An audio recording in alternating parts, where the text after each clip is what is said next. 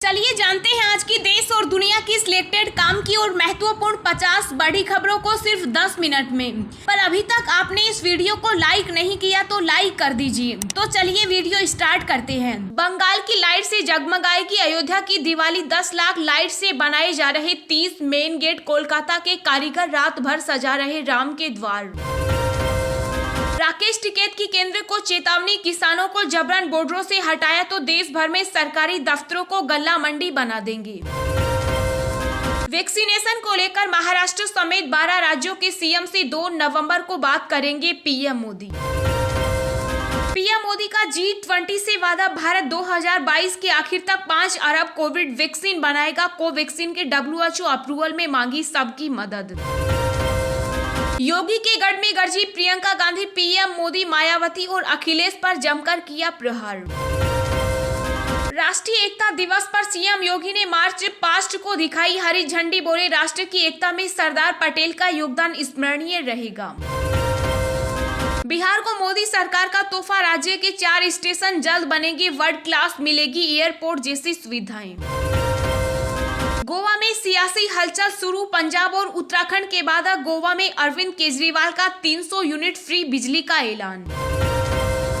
खुशखबरी इस धनतेरस पर खरीद ले सोना। दिवाली के बाद 8,000 रुपए महंगा हो जाएगा गोल्ड।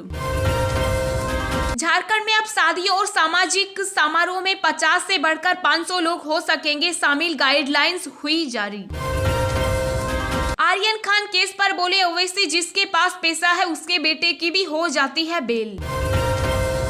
महाराष्ट्र सरकार ने दिया दिवाली का तोहफा। 1 लाख बिजली कर्मचारियों के लिए किया बोनस का ऐलान। बसपा सुप्रीमो मायावती का इशारों में अखिलेश यादव पर तंज। कहा बरसाती मेंढकों से नहीं बढ़ेगा जनाधार। यूपी चुनाव के लिए आरएलडी ने जारी किया संकल्प पत्र। युवाओं को 1 करोड़ नौकरियों का किया वादा। भाजपा नेता राजीव बनर्जी ने टीएमसी का थामा दामन। त्रिपुरा में सभा के दौरान अभिषेक बनर्जी की मौजूदगी में की घर वापसी। दिवाली से पहले हरियाणा में सख्ती। गुरुग्राम व फरीदाबाद समेत 14 जिलों में पटाखों के इस्तेमाल और बिक्री पर लगी रोक। मुंबई लोकल ट्रेन में सफर करने के लिए आज से मिलेगा मासिक पास। वैक्सीन की दोनों खुराक लेने वालों को ही मिलेगा QR कोड। तालिबान ने दी दुनिया को खुली धमकी। कहा अगर अफगानिस्तान से नहीं चाहते कोई खतरा तो जल्द दे हमें मान्यता। त्योहारी सीजन में बंद पड़ी कोरोना की रफ्तार। बीते 24 घंटे में संक्रमण के 12,000 से ज्यादा नए केस आए सामने। राजस्थान में भूमिहीन किसानों को दिवाली पर मिला बड़ा गिफ्ट। अब खेती के लिए होगी अपनी जमीन। सरदार पटेल सिर्फ इतिहास में नहीं हम देशवासियों के हृदय में भी है। पीएम मोदी और राष्ट्रपति ने दी श्रद्धांजलि। राष्ट्रीय एकता दिवस पर केवड़िया पहुंचे Amit Shah. Statue of unity पर पटेल को दी श्रद्धांजलि। इंदिरा गांधी की पुण्यतिथि पर राहुल ने दी श्रद्धांजलि। कहा नारी शक्ति की बेहतरीन उदाहरण। 1 नवंबर से बैंक रेलवे से जुड़े नियमों में होगा बड़ा बदलाव। जाने क्या पड़ेगा आपकी जिंदगी पर इसका असर।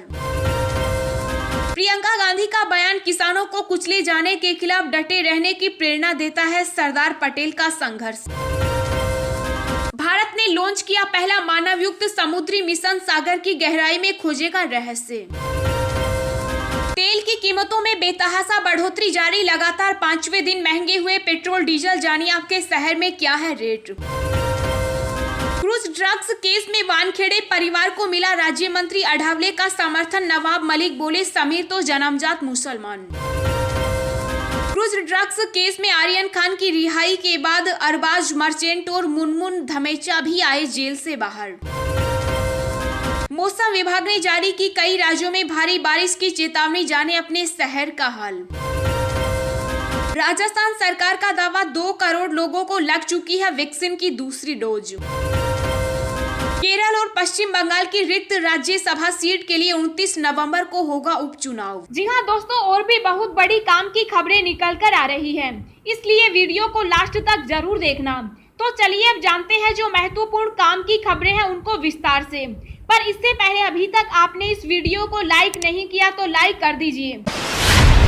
1 नवंबर से बैंक रेलवे से जुड़े नियमों में होगा बड़ा बदलाव। जाने क्या पड़ेगा आपकी जिंदगी पर इसका असर। जी हाँ, 1 नवंबर से कई ऐसे बदलाव होंगे जिनका आपकी जिंदगी पर सीधा असर पड़ने वाला है। 1 नवंबर से बैंकों में पैसा जमा करने से लेकर पैसे निकालने तक का चार्ज लगेगा। रेलवे के टाइम टेबल में भी बदलाव होगा। इसके अतिरिक्त गैस सिलेंडर बुकिंग के नियमों में भी बड़ा बदलाव होने जा रहा है। आइए जानते हैं क्या बदलाव होने वाले हैं। 1 नवंबर से अब बैंकों में अपना पैसा जमा करने और निकालने पर चार्ज देना होगा। बैंक ऑफ बड़ौदा ने इसकी शुरुआत कर दी है। बीओबी के मुताबिक 1 नवंबर से एक लिमिट के बाद पैसा निकालने और जमा करने पर चार्जेस लगेंगे। 1 नवंबर से ग्राहकों को लोन अकाउंट के लिए 150 रुपए देने होंगे। नए नियम के मुताबिक सेविंग अकाउंट में 3 बार पैसे जमा करना मुफ्त होगा, लेकिन उसके बाद 1 महीने में 3 बार से ज्यादा पैसा जमा करने पर 40 रुपए देने होंगे। 1 नवंबर से गैस सिलेंडर लेने का तरीका बदलने वाला। नए नियम के मुताबिक गैस बुकिंग के बाद ग्राहकों को उनके रजिस्टर्ड मोबाइल नंबर पर ओटीपी भेजा जाएगा। बिना ओटीपी के किसी की भी बुकिंग नहीं होगी। वहीं सिलेंडर घर पहुंचाने वाले डिलीवरी बॉय को यह ओटीपी बताने के बाद ही ग्राहक सिलेंडर दे सकेंगे।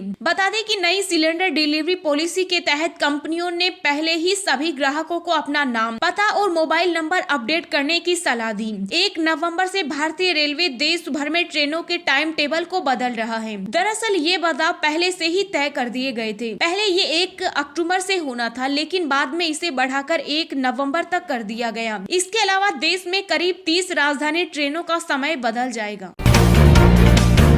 पीएम मोदी का G20 से वादा। भारत 2022 के आखिर तक 5 अरब कोविड वैक्सीन बनाएगा। कोवैक्सीन के WHO अप्रूवल में मांगी सबकी मदद। जी हाँ, 5 दिन के यूरोपीय दौरे पर पहुंचे प्रधानमंत्री नरेंद्र मोदी ने दूसरे दिन G20 समिट में भाग लिया। इटली की राजधानी रोम में हो रही समिट में पीएम मोदी ने G20 देशों के लीडर से वादा किया कि भारत अगले साल के अंत तक कोविड-19 वैक्सीन की 5 अरब डोज बनाएगा। वैक्सीन की ये डोज केवल भारतीयों के लिए नहीं होगी, बल्कि उन्हें पूरी दुनिया को दिया जाएगा। इस दौरान वर्ल्ड लीडर्स ने गरीब देशों के लिए वैक्सीन प्रोडक्शन बढ़ाए जाने पर रजामंदी जताई। हालांकि पीएम मोदी ने G20 देशों से भारतीय कोविड-19 वैक्सीन कोवैक्सीन के WHO से इमरजेंसी यूज के लिए अप्रूवल दिलाने में मदद मांगी।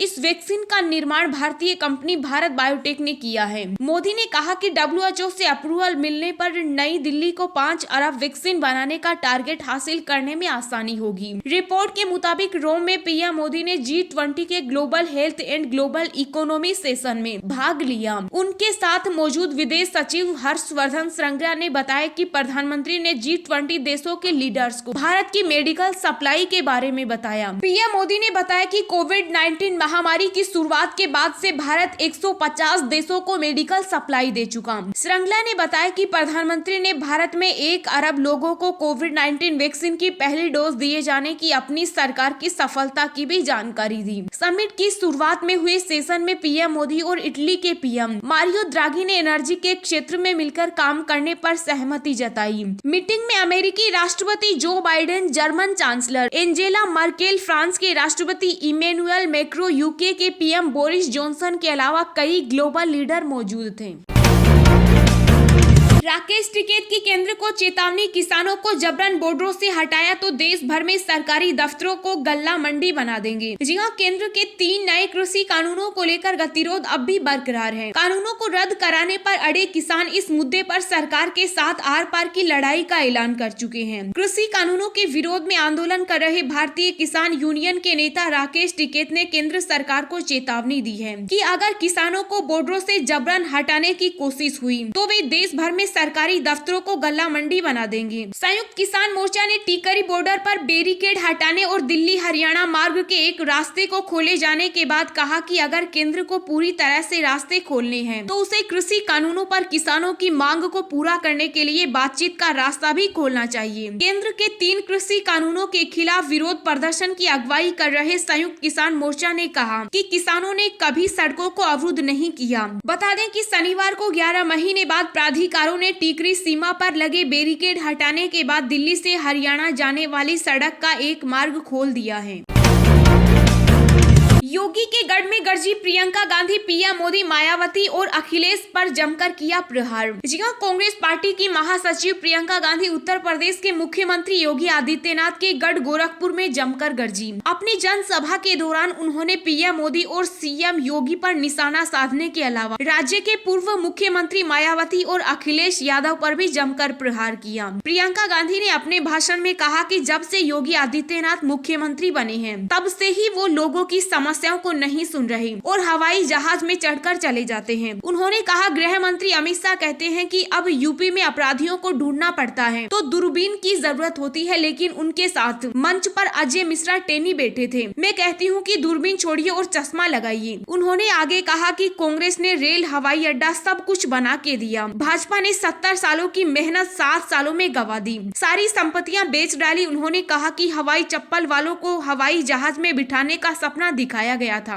लेकिन पेट्रोल डीजल की बढ़ती कीमतों ने मोटरसाइकिल से उतारकर पैदल चलने पर मजबूर कर दिया। सपा बसपा पर हमला बोलते हुए उन्होंने कहा, आप जानते हैं कि यहाँ कांग्रेस सरकार के दौरान स्थापित गन्ना मिलों को किसने बंद किया? सपा और बसपा की सरकार ने उन मिलों को बंद कर दिया और वे कह रहे हैं कि कांग्रेस भाजपा के साथ मिलकर काम कर रही है। मैं पूछना चाहती हूँ कि आपके कठिन समय में वे आपके साथ क्यों नहीं खड़े होते? दिन भर की ताजा खबरें सोशल मीडिया पर पाने के लिए आप हमें फेसबुक, ट्विटर, टेलीग्राम पर ज्वाइन करें। लिंक नीचे डिस्क्रिप्शन में दी गई है।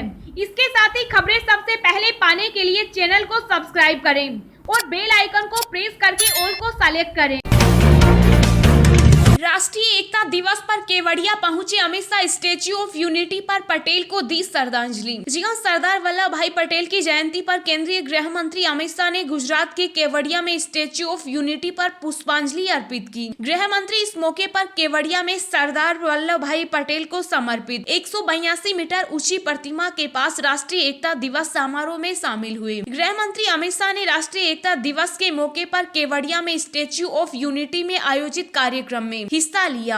इस कार्यक्रम में सशस्त्र सीमा बल के वुशु मार्शल आर्ट का भी प्रदर्शन किया। इस दौरान शाह ने कार्यक्रम को भी संबोधित किया। अमित शाह ने अपने संबोधन में कहा कि राष्ट्रीय एकता दिवस का विशेष महत्व है। आज का राष्ट्रीय एकता दिवस आजादी का अमृत महोत्सव का दिन है। आजादी के बाद अंग्रेजों ने जाते समय देश को कई टुकड़ों में बांटने की साजिश रची थी, लेकिन सरदार पटेल ने उस साजिश को नाकाम किया और अखंड भारत बनाने का संकल्प लिया। बता दें कि सरदार पटेल ने 560 रियासतों को भारत में मिलाने में अहम भूमिका निभाई थी। राष्ट्र को एकजुट करने के लिए सरदार पटेल के किए प्रयासों के लिए हर साल उनके जन्मदिन पर राष्ट्रीय एकता दिवस मनाया जाता है। खुशखबरी, इस धनतेरस पर खरीद ले सोना, दिवाली के बाद 8,000 रुपए महंगा हो जाएगा गोल्ड। दिवाली और धनतेरस पर अगर आप गोल्ड खरीदने का प्लान बना रहे हैं तो फटाफट खरीदारी कर लें। दिवाली के बाद सोने की कीमतों में जोरदार तेजी देखने को मिल सकती है। इस समय बाजार में सोने का भाव करीब 46 से 47,000 के बीच चल रहा है और आने वाले दिनों में जल्द ही गोल्ड के भाव बढ़ने वाले हैं। दिवाली के बाद सोने का भाव 53,000 के पार पहुँच सकता है। फाइनेंशियल सर्विसेज के मुताबिक सोने की कीमतें जल्द ही 53,000 रुपए प्रति 10 ग्राम के लेवल पर पहुंच सकती है। इस समय गोल्ड का भाव करीब 46,000 रुपए प्रति 10 ग्राम के लेवल पर चल रहा है। इस हिसाब से देखा जाए तो सोने की कीमतों में करीब 7,000 से 8,000 रुपए प्रति 10 ग्राम का उछाल देखने को मिल सकता है। तो ऐसे में अगर आप अभी गोल्ड खरीद लेते हैं तो आपको अच्छा फायदा हो जाएगा।